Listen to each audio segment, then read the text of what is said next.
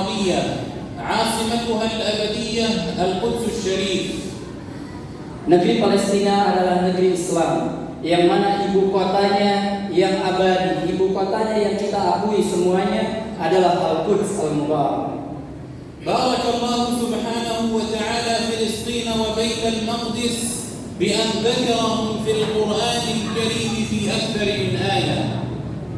Allah Subhanahu wa taala memberkahi Palestina dan juga Baitul Maqdis, dan ini ditunjukkan di dalam beberapa firman-Nya, di dalam beberapa ayat dalam Al-Qur'an.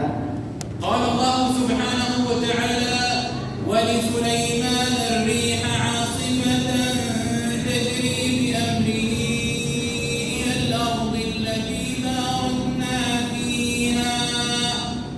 ذكر ابن تيمية رحمه الله أن التي باركنا فيها في الآيات هي فلسطين وما حولها من بلاد الشام. Allah Subhanahu wa taala berfirman, dan kami tundukkan kepada Nabi Sulaiman angin yang berhembus ke arah negeri yang Allah berkahi. Syekhul Islam Ibnu Taimiyah menafsirkan bahwasanya yang dimaksud dengan negeri yang diberkahi ini adalah negeri Palestina. Wa qala ta'ala wa najjaynahu wa lutan ila al-ardi allati barakna fiha lil 'alamin. Fadhakara Allah subhanahu anna Filistina hiya qadiyat al-Quds wal-Aqsa hiya lil 'alamin jami'a. فليست قضية فلسطين والأقصى للمسلمين وحدهم وإنما للمسلمين في كل بقاع العالم. Kemudian ayat yang selanjutnya yang berbicara tentang keberkahan Palestina dan Masjidil Aqsa. Allah Subhanahu wa taala berfirman, dan ketika kami menyelamatkan Nabi Ibrahim dan juga Lut di negeri yang Allah berkahi untuk seluruh alam. Dan yang dimaksud dengan negeri yang diberkahi ini adalah Palestina. وقال سبحانه وتعالى على لسان نبينا موسى عليه السلام يا قوم ادخلوا الأرض المقدسة التي كتب الله لكم ولا ترتدوا على أدباركم فتنقلبوا خاسرين. والأرض المقدسة كما ذكر ابن كثير هي التي يقصدها المسلمون لتقديس أرواحهم وأنفسهم من الذنوب والخطايا والآثام فالمقدسة هي المطهرة. Kemudian ayat yang selanjutnya Allah Subhanahu wa taala berfirman ketika menceritakan seruan Nabi Musa kepada kaumnya. Nabi Musa menyeru kaumnya, wahai kaumku, masukilah oleh kalian negeri yang Allah sucikan, yang telah ditetapkan untuk kalian, dan janganlah kalian meninggalkannya, karena apabila kalian meninggalkannya, kalian termasuk orang yang merugi. Disebutkan dalam tafsir Ibnu Katsir, yang dimaksud dengan disucikan di ayat ini adalah bahwasannya Palestina, Masjidil Aqsa, tempat di mana kita bisa mensucikan diri kita dengan melaksanakan berbagai amal ibadah di dalamnya. Barakallahu subhanahu wa ta'ala Filistin wa syarrafaha bi an ja'ala fiha al-Masjid al-Aqsa al-Mubarak. As-salatu fihi bi 500 salatin kas-salati allati sallainaha. فكما ربنا سبحانه وتعالى شرف مكة بالمسجد الحرام وشرف المدينة بالمسجد النبوي شرف مدينة القدس وفلسطين بأن جعل فيها المسجد الأقصى المبارك فهو مبارك ومبارك ما حوله وما من بركة على وجه الأرض إلا وللأقصى فضل كبير فيها. Allah Subhanahu wa taala memberkahi Palestina dan memberkahi Masjidil Aqsa, dan ini ditunjukkan dengan pahala yang berlipat ganda apabila kita melaksanakan sholat di dalamnya. Disebutkan bahwasannya pahala sholat di Masjidil Aqsa itu sama dengan 500 kali sholat kita di masjid yang lainnya. Allah Subhanahu wa taala memuliakan Masjidil Aqsa, memuliakan negeri Palestina dengan adanya Masjidil Aqsa, sebagaimana Allah memuliakan Makkah dengan keberadaan Masjidil Haram, dan Allah muliakan Madinah dengan keberadaan Masjid Nabawi. المسجد الأقصى المبارك هو أولى القبلتين وثاني المسجدين وثالث الحرمين الشريفين، فكانت قبلة المسلمين الأولى إلى المسجد الأقصى المبارك ثم تحولت إلى المسجد الحرام. وأيضا في الحديث عن معاذ بن جبل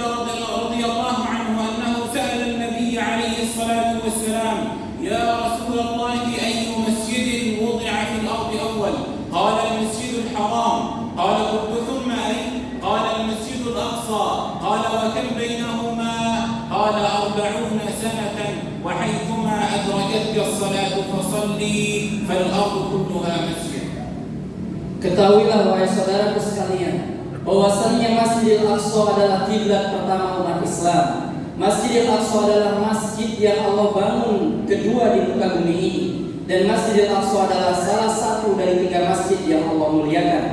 Allah Subhanahu wa taala sebelum memerintahkan kita melaksanakan ibadah sholat menghadap ke Ka'bah, sebelumnya Allah memerintahkan kita melaksanakan sholat ke Masjidil Aqsa. Lalu kemudian Rasulullah SAW bersabda dalam satu hadisnya, ketika Mu'adz bin Jabal bertanya kepada Rasulullah SAW, wahai Rasulullah, masjid apakah yang pertama kali dibangun di atas muka bumi? Rasulullah SAW menjawab, Masjidil Haram. Tsumma ayyu ya Rasulullah? Kemudian masjid apa ya Rasulullah? Rasulullah menjawab, Masjidil Aqsa. Dan berapa jarak di antara keduanya? Rasulullah menjawab 40 tahun lamanya. وهو ثالث الحرمين الشريفين. قال النبي عليه الصلاة والسلام لا تشد الرحال إلا إلى 3 مساجد المسجد الحرام ومسجدي هذا والمسجد الأقصى. Dan di hadis yang lain Rasulullah SAW bersabda, janganlah atau tidak dianjurkan kalian melaksanakan suatu perjalanan melainkan hanya ke 3 masjid, Masjidil Haram, Masjid Nabawi, dan juga Masjidil Aqsa. فلسطين أرض الإسراء والمعراج، فقد أسري بالنبي عليه الصلاة والسلام من المسجد الحرام إلى المسجد الأقصى ومنه عرج إلى السماوات العلى. قال تعالى سبحان الذي أسرى بعبده ليلا من المسجد الحرام إلى المسجد الأقصى الذي باركنا حوله لنريه من آياتنا إنه هو السميع البصير. Dan negeri Palestina adalah negeri yang Allah pilih sebagai tempat di Isra dan Mi'rajnya Rasulullah SAW. Allah Subhanahu wa taala berfirman dalam surat Al-Isra, Maha suci Allah yang telah memperjalankan hambanya pada suatu malam dari Masjidil Haram ke Masjidil Aqsa untuk kami tunjukkan sebagian dari tanda-tandanya. Sesungguhnya Allah Maha mendengar lagi Maha melihat. وهي أرض المحشر والمنشر. قال سبحانه وتعالى واستمع يوم ينادي المنادي من مكان قريب. وتفسيرها أي استمع يا محمد لصيحة يوم القيامة يوم ينادي المنادي من مكان قريب. ذكر العلماء المكان القريب هو المسجد الأقصى المبارك، ولذلك عرج منه النبي إلى السماء، فالأقصى هو أقرب الأرض إلى السماء فهو بوابة السماء. Kemudian Masjidil Aqsa ataupun negeri Palestina adalah tempat dikumpulkannya manusia. Allah Subhanahu wa taala berfirman, dan dengarlah wahai Muhammad hari ketika diserukan kepada kalian dari tempat yang dekat. Para ulama menafsirkan yang dimaksud dengan makan qarib, tempat yang dekat di sini adalah Masjidil Aqsa. ما هو واجبنا إذن تجاه المسجد الأقصى المبارك؟ لا تقل لي لا أستطيع أن أقدم شيئا. بقدرتك تستطيع أن تدافع عن المسجد الأقصى المبارك. المرابطون في ساحات الأقصى لا يدافعون عن فلسطين والأقصى وحدها، وإنما يدافعون عن المسلمين في كل العالم.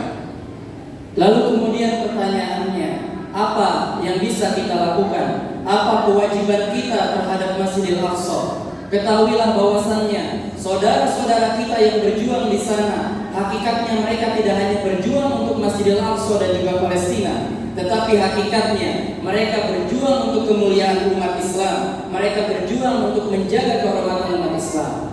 عن ميمونة مولاة النبي صلى الله عليه وسلم أنها قالت يا رسول الله أفتنا في بيت المقدس. قال أرض المحشر والمنشر ايتوه فصلوا فيه. قالت إن لم نستطع أن نأتيه يا رسول الله منعنا العذر أو منعنا المرض أو منعتنا الحدود من أن نصل إلى الأقصى.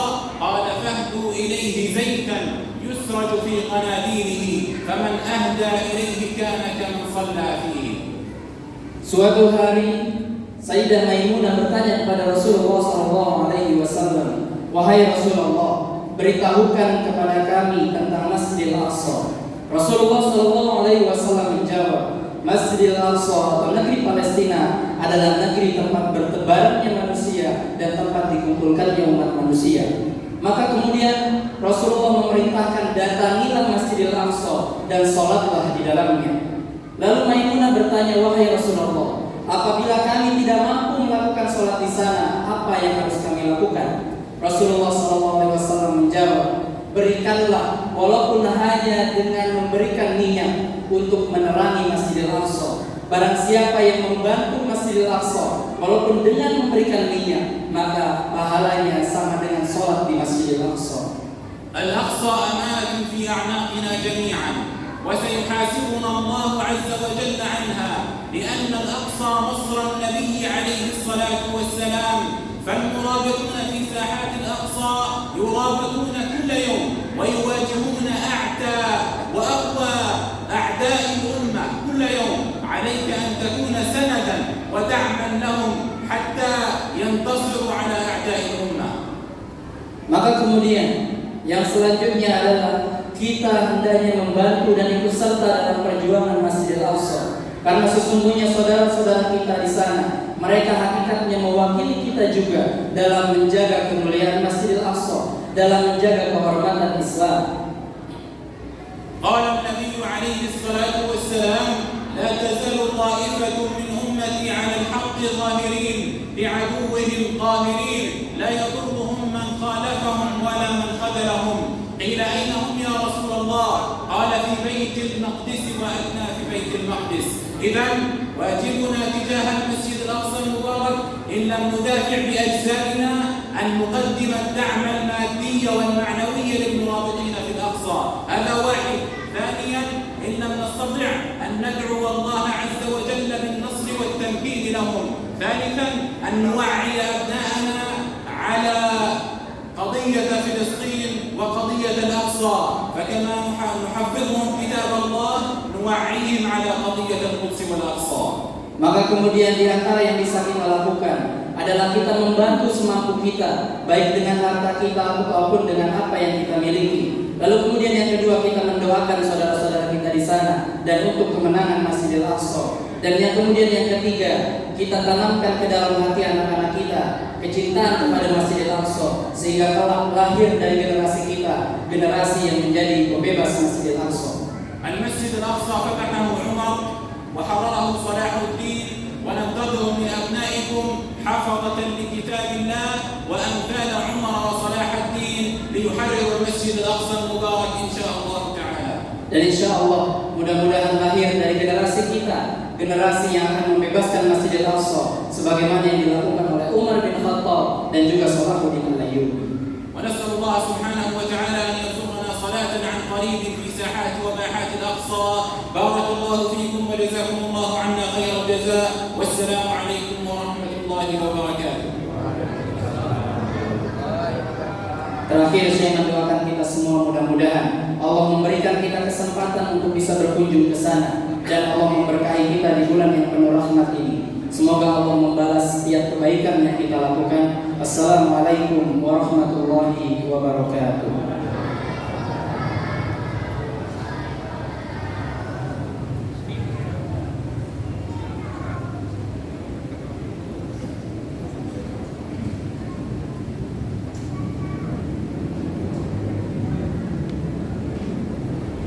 صلوا سنة